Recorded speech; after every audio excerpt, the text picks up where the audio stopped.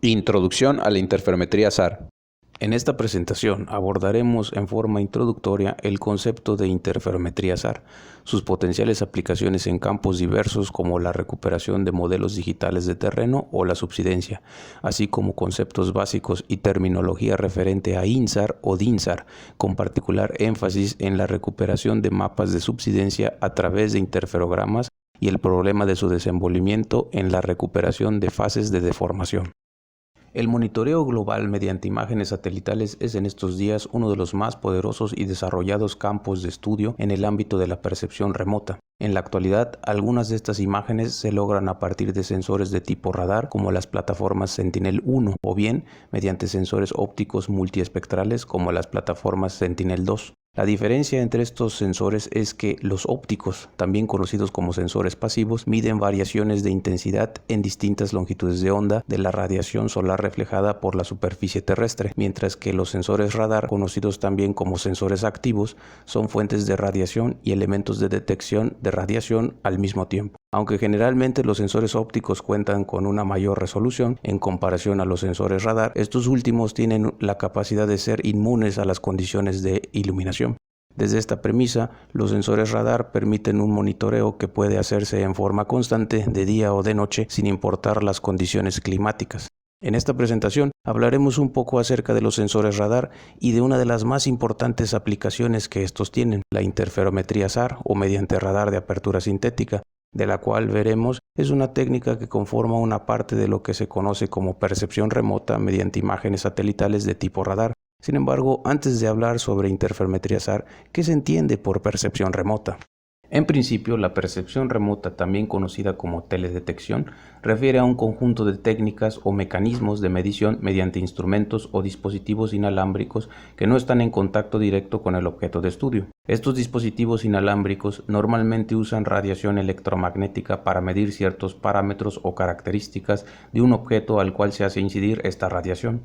Un ejemplo muy sencillo corresponde al radar, el cual es un instrumento que, mediante ondas de radio, puede estimar la distancia o posición a la que se localiza un objeto, o incluso aún, si el objeto está en movimiento, medir su velocidad, tal y como ocurre con los dispositivos de radar que usa la policía para medir la velocidad a la que los automóviles se desplazan.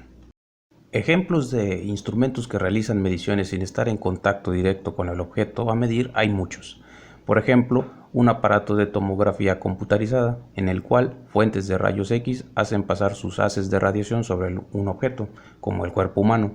En diagnóstico médico, la radiografía resultante de un aparato de tomografía por rayos X ofrece una imagen en valores de intensidad de la estructura ósea de un paciente.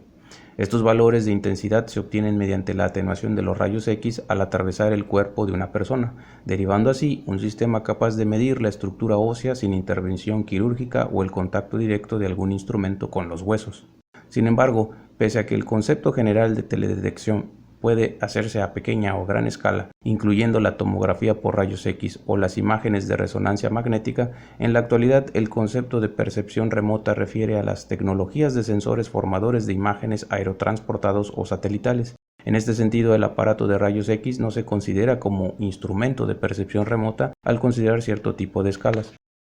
Nuestro instrumento de percepción remota es un radar de apertura sintética, cuyas siglas en inglés refieren al acrónimo SAR, es decir, Synthetic Aperture Radar. En este caso, nuestro objeto de estudio es la superficie terrestre y nuestro dispositivo de medición radar está acoplado a una plataforma satelital.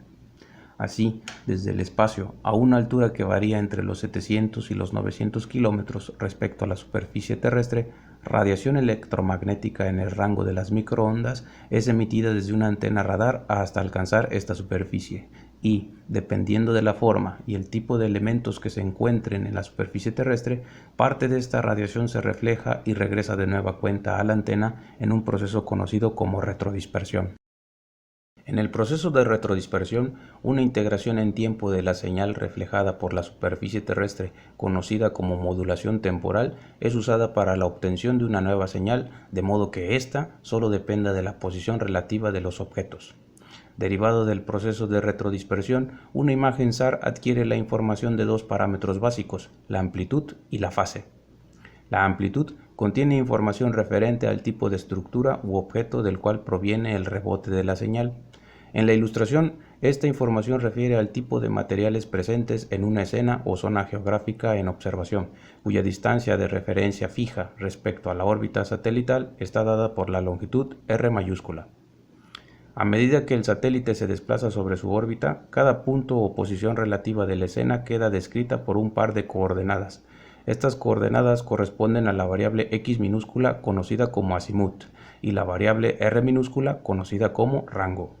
Geométricamente, la variable x es una longitud paralela a la órbita satelital, mientras que la magnitud de r minúscula corresponde a una longitud perpendicular a la misma órbita.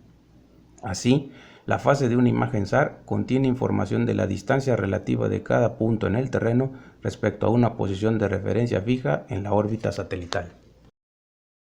Una imagen SAR es básicamente una matriz de números complejos asociada a la retrodispersión radar de cada punto en coordenadas de azimut y rango en el terreno.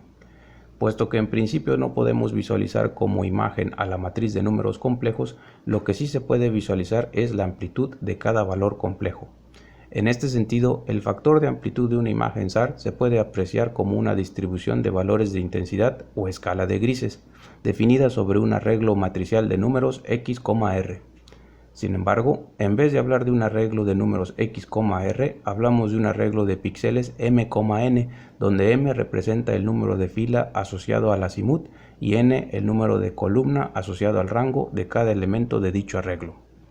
El aspecto geométrico más importante a considerar en este arreglo consiste en saber lo que representa la longitud física real entre un píxel y otro consecutivo en las direcciones m y n respectivamente. Estas longitudes geométricas en una u otra dirección corresponden a la resolución de la imagen SAR, y en este sentido tenemos una resolución azimutal delta x y otra resolución en rango delta r.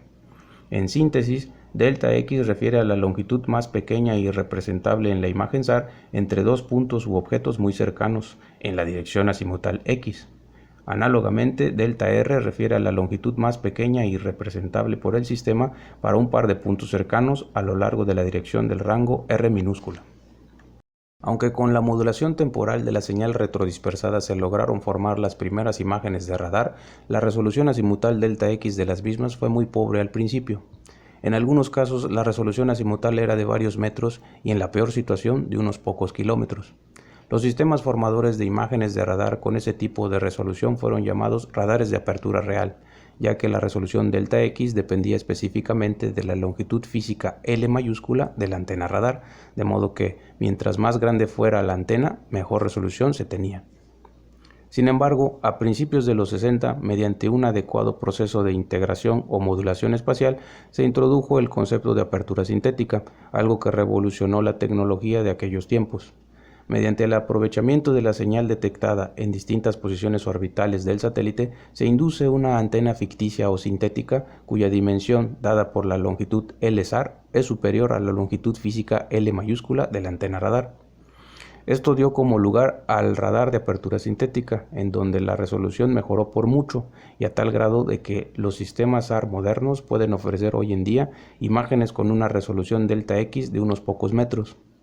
Teóricamente, si una antena tiene una longitud física L de 30 metros, esta podría alcanzar una resolución azimutal de 15 metros en un sistema SAR. Como comentamos anteriormente, del factor de amplitud podemos saber si el objeto donde rebotó la señal fue agua, vegetación, zona urbana, etc. Esto nos permite hacer un mapa de la distribución de dichos objetos en un área geográfica particular. Más aún, puesto que la información de las imágenes SAR se encuentra georreferenciada por píxel, es decir, existe información de longitud y latitud en cada punto, el mapa resultante del procesamiento de la información de estas imágenes puede ser de mucha utilidad práctica en aplicaciones tan elementales como la cartografía terrestre. Al hablar de estudios de gran importancia o interés social, como el monitoreo temporal de cuerpos de agua, no solamente desde el punto de vista de elaborar mapas de inundaciones y zonas potenciales de riesgo, sino análisis detallados sobre el impacto agroeconómico que deriva de las variaciones de estos cuerpos, el uso de imágenes SAR para sustentar dichos estudios se convierte en una herramienta científica muy valiosa. Entre otras de las posibles aplicaciones de amplitud de una imagen SAR, aprovechando las variaciones en temporalidad de su factor de amplitud,